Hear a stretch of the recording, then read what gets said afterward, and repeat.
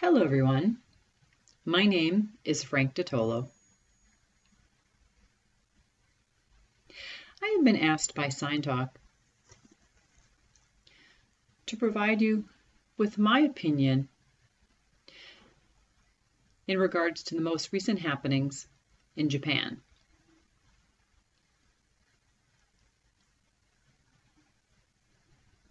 So it seems what recently occurred that there was a well-known deaf composer, very highly regarded in Japan for over the past 15 years, just recently came out and said he was not a composer, nor was he deaf. This composer goes by the name of Mamoru Samuragochi. So it seems the reason that this came to light is because of the current Winter Olympics in Sochi. Because one of the figure skaters by the name of Daisuke Takahashi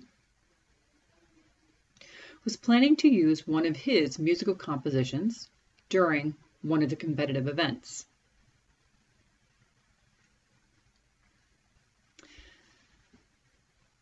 So this fake composer seemingly had been hiring a ghostwriter.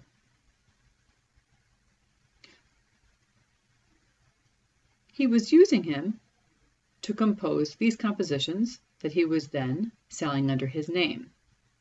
The ghostwriter is known as Takashi Negaki.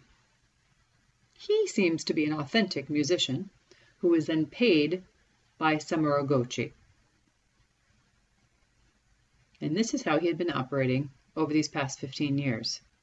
This recent news was really quite shocking to the people of Japan.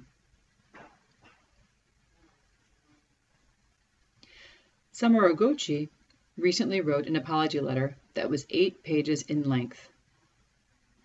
He even expressed his apologies to the victims of the tsunami.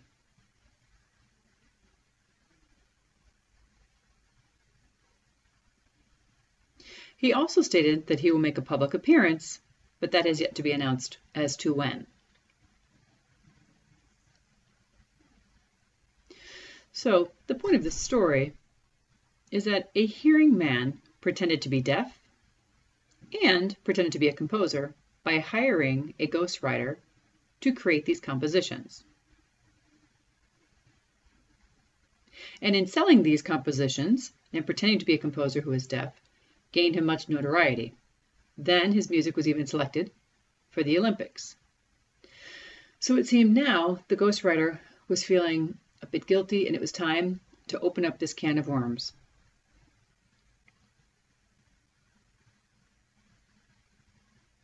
So my perspective that I'd like to share with you includes a bit of history in terms of deaf history. Deaf people aren't terribly surprised by this concept of oppression. Hearing people have taken advantage of deaf people for many years for their own personal gain.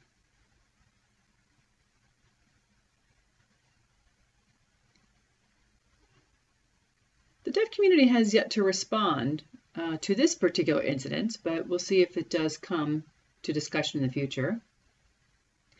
But more recently was also the incident that happened at Mandela's memorial service, hiring this sort of fake interpreter on stage.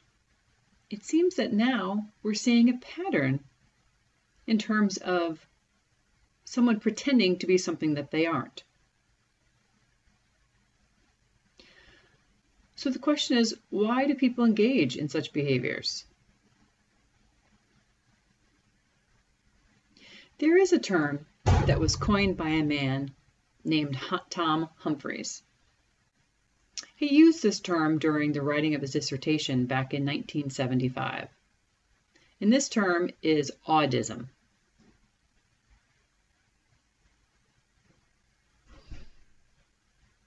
The term Audism relates to the general idea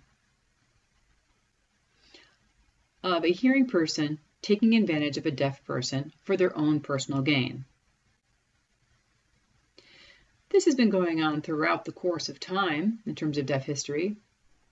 where hearing people have kind of stealing the glory of that of a deaf person's. This could be through oppression of language use or language choice.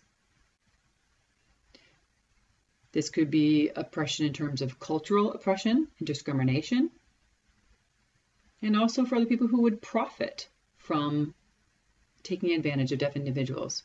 We can look at cochlear implant technology and those companies in this instance. And sure, there are some deaf people who can benefit from the use of implants, but many do not. And a lot of money has been made by taking advantage of a community. So that's the overall concept of Audism and how it applies. So, as this relates to the current composer, is that he thought perhaps if he took advantage of the idea of being deaf, that this might gain him much notoriety or more recognition in the moment.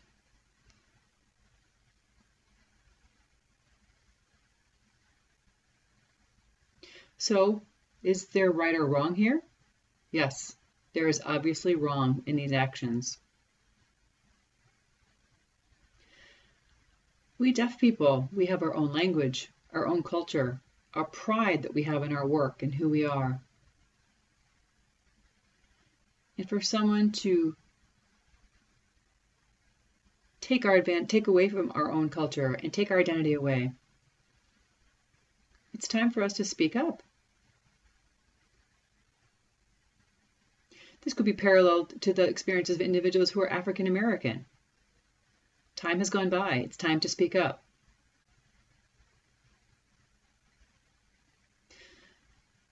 People see an opportunity and take advantage of the leverage that they have for their own gain.